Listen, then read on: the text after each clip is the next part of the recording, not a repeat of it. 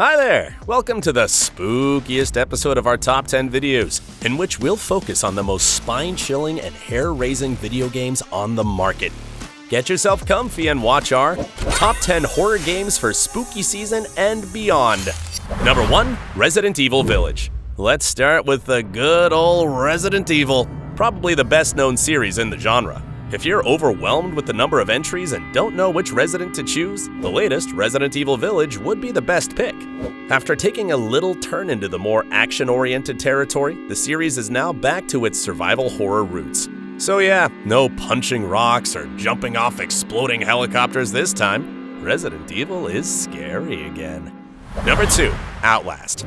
Outlast is like a horrifying game of hide and seek. While playing the game, you'll have this constant feeling that something evil is sneaking around the corner. And when it actually does, there's no possible way to fight with the enemy. The only viable option here is to run and hide. In a locker, under the bed, wherever you can. This feeling of defenselessness really adds up to the atmosphere. This and the jump scares. Oh man, those jump scares! Number 3, The Medium. Bloober Team, the creators of The Medium, can now be considered real horror veterans after delivering such great titles as Layers of Fear, Observer, and their most ambitious project yet, which made it to this list. A psychological horror game featuring unique dual reality gameplay, hard-hitting story, and soundtrack co-composed by the legendary Akira Yamaoka, who worked on one of the most popular horror series, Silent Hill. Oh, and speaking of Silent Hill, number 4, Silent Hill 2. Yeah, the game is old as hell, but it's an absolute classic, and nothing really comes close to the atmosphere created in Silent Hill 2. Don't know if it's the thick fog, the music, the twisted monster design, or the deep and emotional story, but this game really just hits different. Imagine getting a letter from your late wife, inviting you to your special place.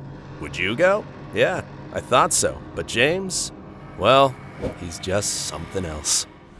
Number 5. Phasmophobia. This one's a real success, not yet fully released, but already listed among the greatest modern horror games. Phasmophobia is a co-op game, but don't let it fool you. The fact that you'll be sharing the experience with your buddies doesn't make it any less scary. If you're in for a ride, grab your Paranormal Activity Investigator kit and get ready for your heart to race like crazy. Number 6, Little Nightmares 1 and 2. If you've played Playdead's Limbo or Inside, you can expect a fairly similar experience. Both Little Nightmares are creepy puzzle platformers, featuring tons of clever environmental puzzles and an unnerving atmosphere. You'll play as a little kid, 6 or mono depending on the game, trying to escape from a strange, nightmare-like realm. If you happen to think that a platformer can't be scary, Little Nightmares will prove you wrong. Number 7, Scorn. The newest game on the list, and as you can see in the footage, this is some top-grade nightmare fuel. I mean, everything in this game feels out of this world, and well, pretty disgusting.